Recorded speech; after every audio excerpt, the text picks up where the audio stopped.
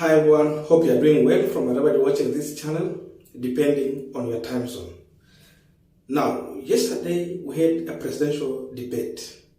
William Ruto appeared, Railaodinga did not appear, as he had already communicated to the organizers and his followers.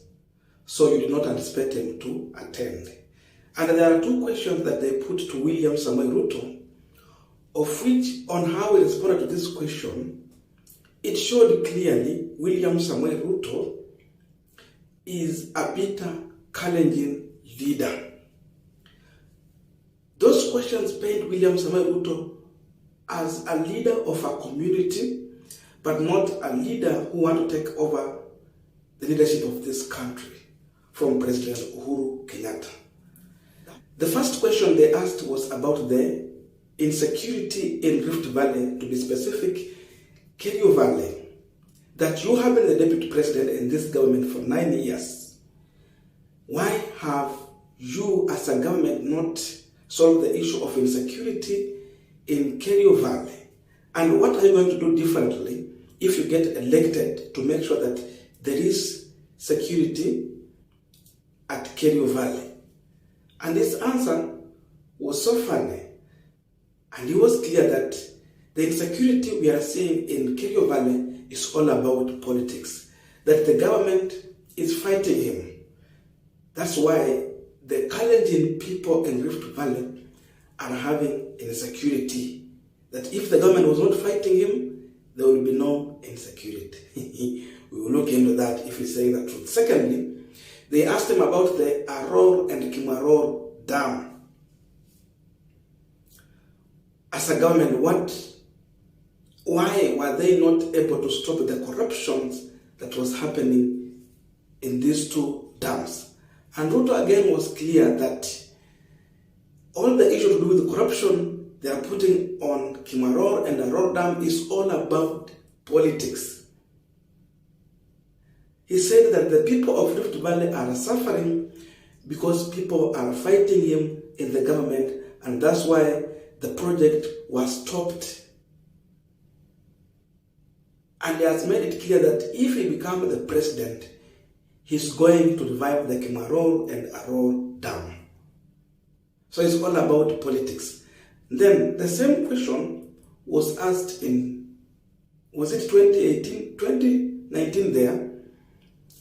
And Ruto responded to this question in a meeting, by the way, with the governors. And he said that the money in question about the Kimaror and Aror Dam was a merely 7 billion shillings. This time around he's saying there is no corruption that has happened in Kimaror and Aror Dam. Listen to him some time back before he go for this debate. You've heard, for example, that the government has lost 21 billion in Kimaror and Aror Dam, which is a flat lie. The money in question is about 7 billion. And for every coin that has been paid, we have a bank guarantee. No money will be lost because we are a responsible government. We have engaged every arm of government to make sure that public resources are safe, and therefore the correct information must be used as we target the fight against corruption so that we can nail the true culprits. Sometimes when we say 9 billion has been lost, and then when it goes to court, it is 100 million. The public is asking, what happened to 8.1 billion? So we shoot ourselves in the foot. So as has been said, our commitment as the executive, as the legislature, and as the judiciary, and as has been said ably by the Chief Justice, there is now a mechanism and a synergy around what we must do so that we can deliver for the people of Kenya. We must proceed on that basis and on the basis of factual information so that we can do justice to our country and we can do justice to the use of public resources in the right manner. every sector must play their part, so that in the fight against corruption, we must prosecute that fight on the basis of facts. Now, on this pipeline today, I just want to use this opportunity to point out the reason why I'm convinced that Ruto has been a KALENJIN leader and is going to continuously be a KALENJIN leader and not a national leader. But before we go deep into that, just a quick request. You might be watching this channel, but you're not yet subscribed, so my humble request, please consider subscribing so that another time, once we release a video like this one, you will always get notified.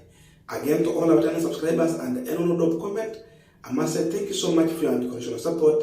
Again, I'm requesting you to give this video a thumbs up so that YouTube can recommend our videos to more viewers. Back to our discussion.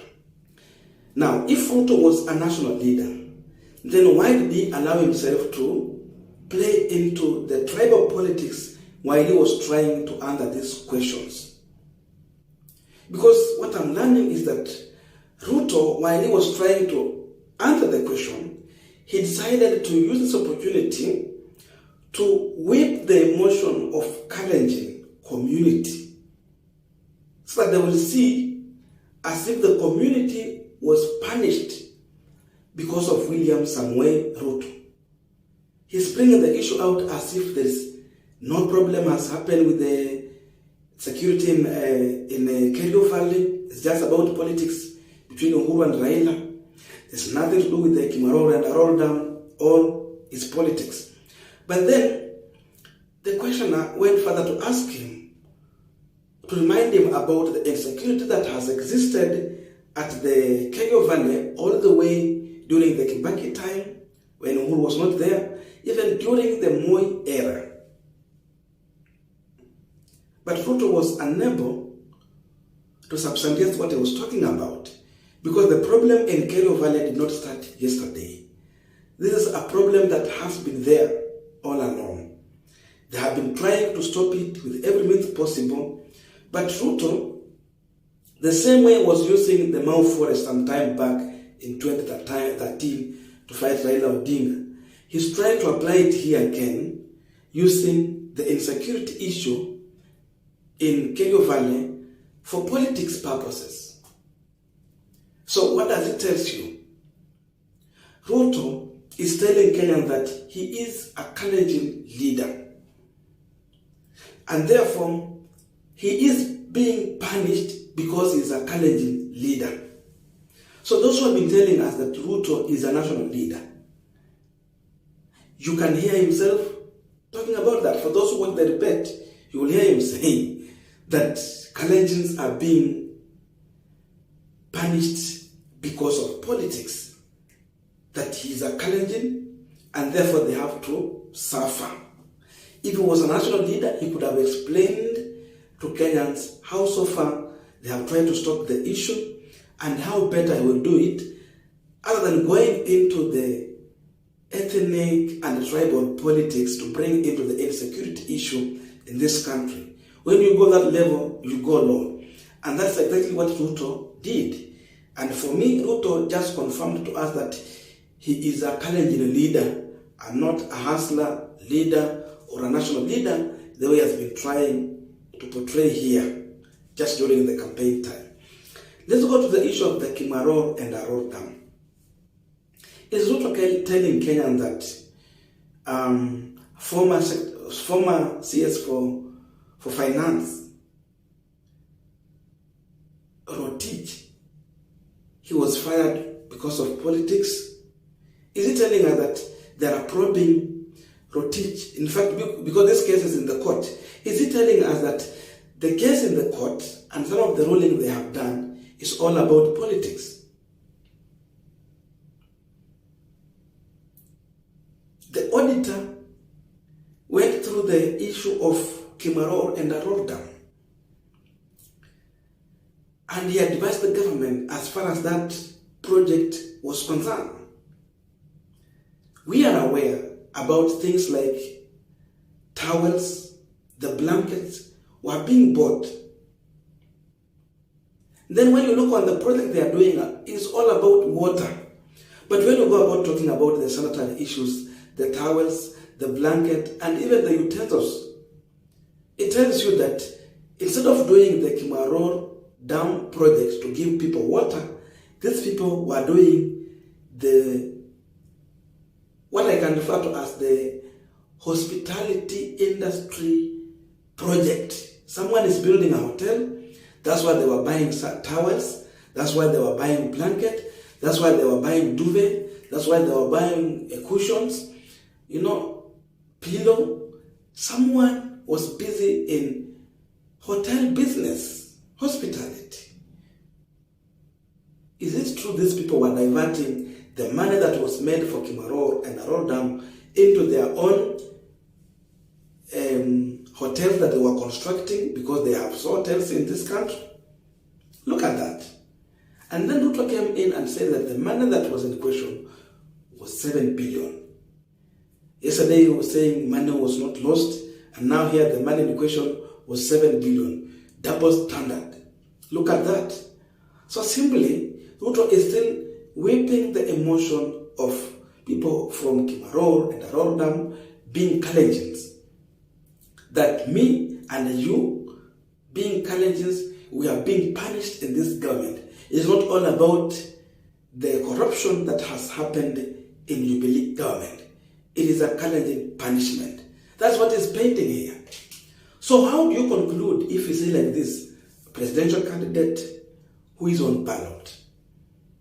And he said the first thing he will do is to go and revive those projects. Let me tell you, the scandals was real.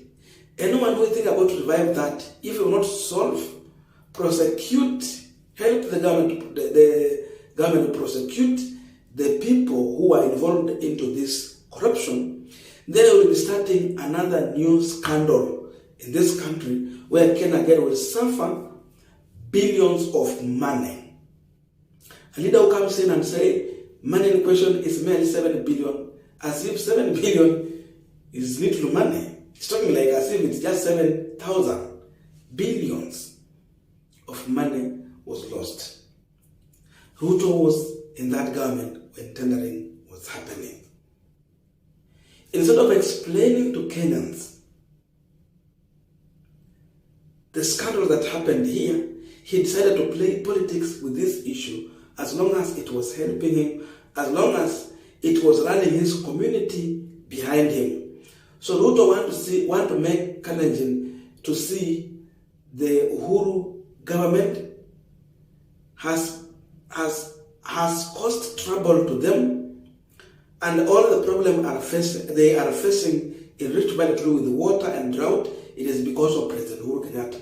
But then the real person here, whom this Kalenjin community of brothers from Rift Valley should be condemning, is the person who has been supporting and protecting the corrupt individuals who have been involved themselves in Kimaror and Aror Dam, who happen to be Ruto.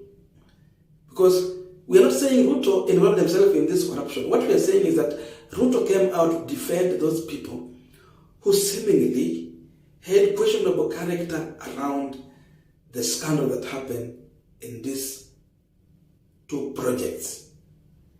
So Ruto is going to revive the project that the promises are done. He has said during the interview.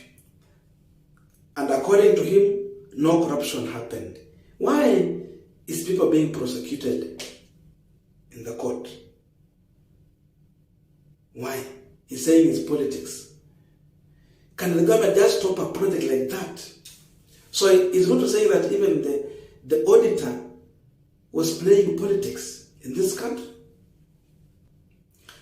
So what generally I'm saying is that in case Ruto will get elected in this election, what Kenyans should know that Kalenjin will come first.